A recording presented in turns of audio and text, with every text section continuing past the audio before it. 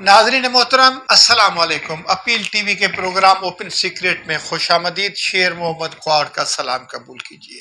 नाजरीन मोहतरम, खैरपुर पुलिस का पता नहीं चल रहा कि वो मासूम नन्ही रानीपुर की शहीदा फातिमा फुर्रो के केस का क्या कर रही है, वो फातिमा फुर्रो के केस के साथ क्या खिलवाड़ कर रही है, और ना ही जनाब अनवारुल हक काकड़ की हुकूमत का पता चल रहा है कि वो अवाम के साथ क्या खिलवाड़ कर रही है। दोनों बहुत एक्टिव नजर आ रही है। खैरपुर पुलिस बहुत एक्टिव नजर आ रही है, रिमांड पे रिमांड लिए जा रहे हैं, लेकिन रिकवरी कुछ नहीं, रिजल्ट कुछ नहीं। मुकदमे किस तरीके से मंतकी अंजाम को पहुंचेगा, इस सिलसिले में प्रिपरेशन किसी किस्म की कुछ भी नजर नहीं आ रही। अनवारुल हक काकड़ साहब ने 2-3 इजलास किए, बिजली महंगी होने पर उन्हें तकलीफ हो रही थी, अवाम का दर्द बर्दाश्त नहीं कर पा रहे थे, और आज रात फिर उन्होंने एक पेट्रोल बम गिरा दिया अवाम के ऊपर। अब अवाम की हालत क्या है? कराची में तो ताजिर हड़ताल पे चले गए हैं। सुबह रास्तों पर पब्लिक ट्रांसपोर्ट न होने की वजह से लोगों को शदीद तकलीफ का मुंह देखना पड़ा है, और कल फिर जमात इस्लामी ने मुल्क गिर पहिया जाम की हड़ताल दी है। क्या इस तरीके से एटमी मुल्क चलते हैं? क्या इस तरीके से 25 करोड़ आवाम का मुल्क चलेगा? क्या इस तरीके से आवाम अपने जीने भरने के लिए रास्तों पर निकल आए? ये क्या हो रहा है? इन चीज़ों का आज के ओपन सीक्रेट में तस्करा करते हैं। पहले मैं आपको ले चलता हूँ खैरपुर, जहाँ पर 16 दिन कबल एक मासूम सी बच्ची का हवेली से हर किस्म से तशद्दुद किया गया लाश बाहर आता है। अदालत को पुलिस एक्टिव करती है, लोग एक्टिव होते हैं, सिंध भर में मुजाहरे होते हैं, एहतजाज होते हैं लोगों की तरफ से।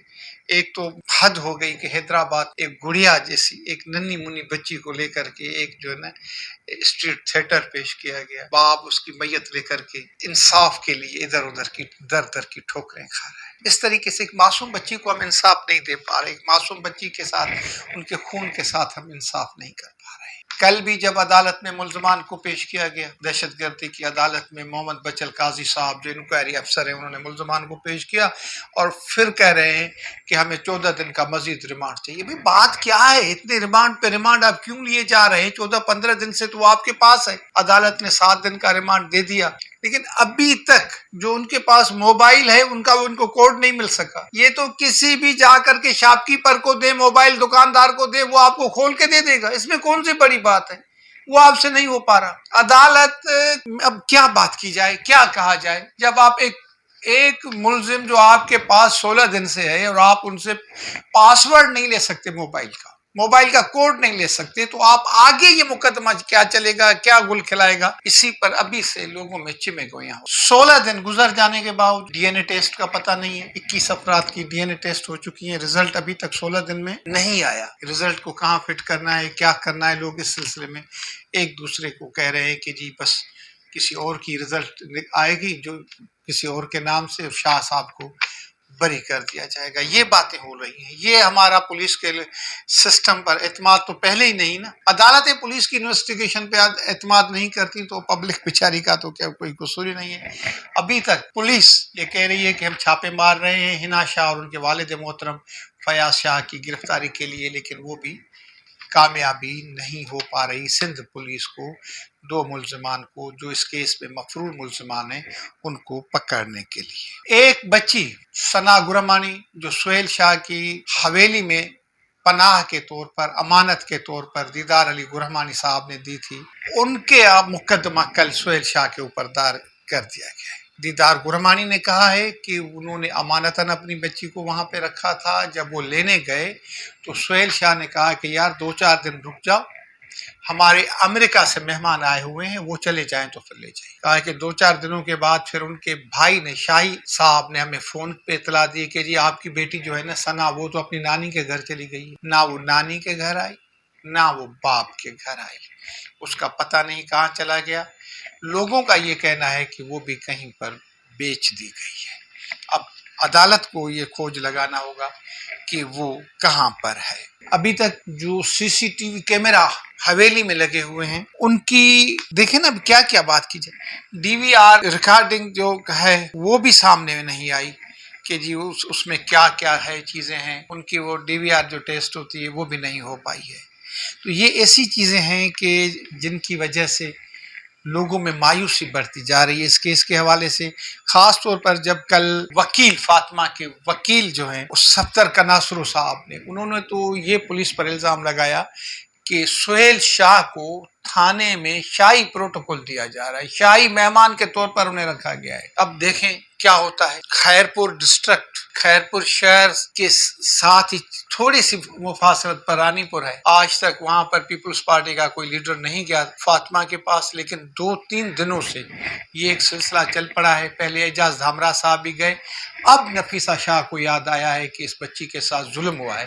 نفیسہ شاہ جو ہیومن رائٹ ایکٹیوسٹ رہی ہیں، MNA رہی ہیں، سید قائم علی شاہ کی بیٹی، شاباش ہے ان کو کہ کل وہ بھی فاطمہ کی ماں سے جا کر کے ملی ہیں خان مہان کے قریب جو ان کا گاؤں ہے، اور انہوں نے یہ انہیں یقین دلایا ہے کہ ہم آپ کے ساتھ کھڑے ہوئے ہیں آپ کو انصاف دلانے کے لیے۔ پتہ نہیں ہے کہ وہ پارٹی کی ہدایت پر گئی ہیں یا اپنی طرف سے گئی ہیں۔ اگر وہ پارٹی کی طرف سے جاتی تو لازماً وہاں پر بلاول کا تذکرہ کرتی، آصف علی زرداری صاحب کا تذکرہ کرتی، فریال صاحب کا تذکرہ کرتی، لیکن کیونکہ انہوں نے باتیں صرف یہ کی ہیں کہ ہم آپ کے ساتھ کھڑے ہوئے ہیں، تو میں یہ سمجھتا ہوں کہ یہ پیپلز پارٹی نہیں بلکہ نفیسہ شاہ خود گئی ہیں۔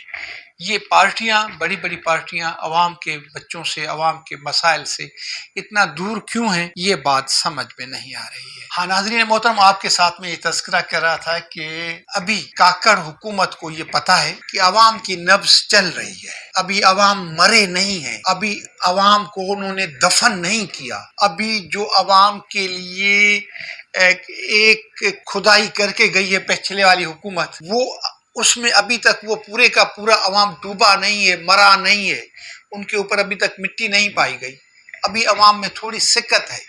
لہٰذا بجلی کے بل بڑھانے کے بعد اب پیٹرول کے ریٹ بڑھانے کا سلسلہ صاحب کی طرف سے جاری ہے، اور رات 12 بجے پیٹرول بم گرایا گیا، 14 روپے 91 پیسے پیٹرول کی قیمت میں اضافہ کیا گیا، جو اب 290 روپے 45 کے بجائے 305 روپے 36 پیسے پر لیٹر ہو گیا ہے۔ اسی طرح ڈیزل کے ریٹ میں 18 روپے 44 پیسے کا اضافہ کیا گیا، جو اب 293 روپے 40 پیسے کے بجائے 311 روپے 84 پیسے فی لیٹر۔ یعنی یہ سمجھ میں نہیں آنے والی بات۔ IMF کا حکم ماننا ہے، ہم ایٹمی قوت ہیں، ہم 25 کروڑ عوام ہیں، ہم باشعور عوام ہیں، لیکن ہم نے ہاتھ ٹانگے ہوئے ہیں اوروں کے آگے۔ ہمیں اسلام درس دیتا ہے کہ پڑوسیوں سے اچھے تعلقات رکھو، لیکن ہم ایران سے تیل لینے کے لیے راضی نہیں ہیں، جہاں پر 15-16 روپے پر لیٹر بک رہا ہے، جو ہمیں 20-25 روپے پر لیٹر دینے کو تیار ہے، لیکن ہمارے وزیر اطلاعات مرتضیٰ سولنگی صاحب نے کا کہنا ہے کہ ہم مہنگا تیل لے کر کے سستا نہیں بیچ سکتے۔ بھائی مہنگا کیوں لے رہے ہیں؟ قرضے کیسے اترے؟ عوام، اب آپ نے تو تیل کی قیمت رات بڑھائی ہے نا، آج سے دودھ کی قیمت میں اضافہ ہو گیا، آج سے کرایوں میں اضافہ ہو گیا، آج سے سبزی کے داموں میں اضافہ ہو گیا، آج سے کھانے پینے کی اشیاء میں اضافہ ہو گیا، 180 روپے پر kg چینی مل رہی ہے، لیکن اب سنا یہ جا رہا ہے کہ 220 روپے میں چینی پر کلو باہر سے منگوانے کی باتیں ہو رہی ہیں۔ جب 220 روپے چینی باہر سے آئے گی تو ظاہر ہے 230 روپے یہاں پر ملے گی۔ خدا کے لیے کاکڑ صاحب عوام کے اوپر رحم کریں۔ آپ تو 5-8 مہینے اقتدار میں رہ کے چلے جائیں گے، لیکن یہ عوام بیچارے آپ کو کوستے رہیں گے۔ آج کے اوپن سیکریٹ سے اپنے بھائی، اپنے دوست شیر محمد کھوڑ کو اجازت دیں۔ خدا حافظ۔ اور اگر ہمارے پروگرام آپ کو اچھے لگ رہے ہوں تو ہمارے اپیل YouTube چینل کو سبسکرائب کریں، بیل کے نشان کو ٹچ کریں اور پروگرام کو شیئر کریں۔